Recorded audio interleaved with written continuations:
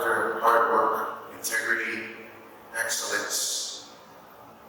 These values was woven in our upbringing as we was raised here on the islands. But it was one value that I shared at that time that seemed to strike a chord. And it was the value of freedom. You see, at first when I shared it, it didn't resonate as deep. But I shared a story that my mother and father told me at that time that really helped everyone resonate with this value of freedom. The story they told me was about a man that was called to write encouraging letters to people in prison. He didn't know them personally, but he wrote these letters of hope and encouragement and guidance. And these letters would lead people to freedom. I thought, how nice of him. He uses his freedom to write these letters to encourage people in prison. You see, later in life, I learned that there was much more to the story that I originally thought. I'm going to ask you a question. Have you ever looked back in your upbringing to see a situation that was much deeper than you first imagined?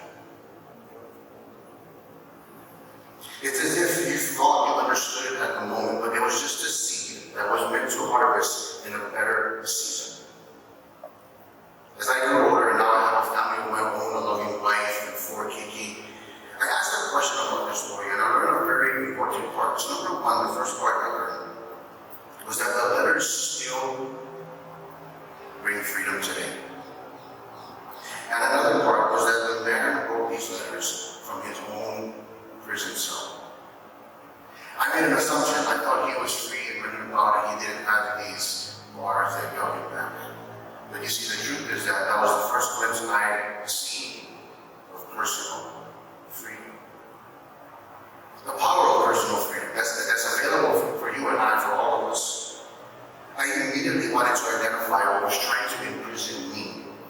I'll ask you a second question. Have you ever thought about that? What is trying to imprison you? For me, it was many different things when I asked that question. But one thing that they all required, and that was healing. You see, I searched and I found some things that was much harder for me to heal from. And if I'm very open with you, it was things that was done intentionally to harm me. These things was very difficult to heal from, very difficult to find freedom from. But I remember an important thing that was shared also in my upbringing. These things were hard to heal from because they didn't hurt me in my own strength. They hurt my spirit. I found myself wishing that things were different. I wish that I would change things. I wish that this wasn't part of it.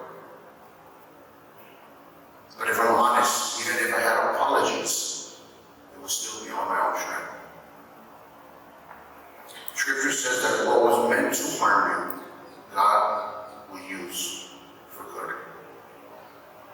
That helped me see much more clearly that what tries to imprison me is also laced with freedom to heal me.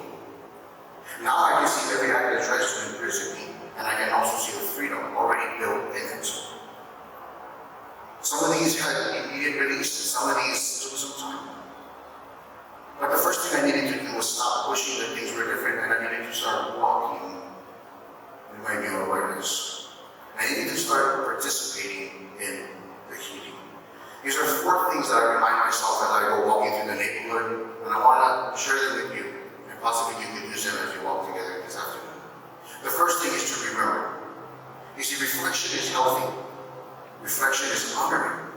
But reflection can also bring up some really tough emotions, which are real. That's why there's a second step, which is release.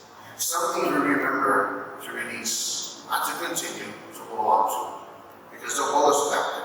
The greatest quote reminded me of this time, he said, the greatest battle will not be discovering how not to keep fighting old ones. So we remember because there's some things we release, which take me to the third step, receive. The whole reason why we release is because we create a space for a gift. What if I told you there is gifts as you remember and you reflect?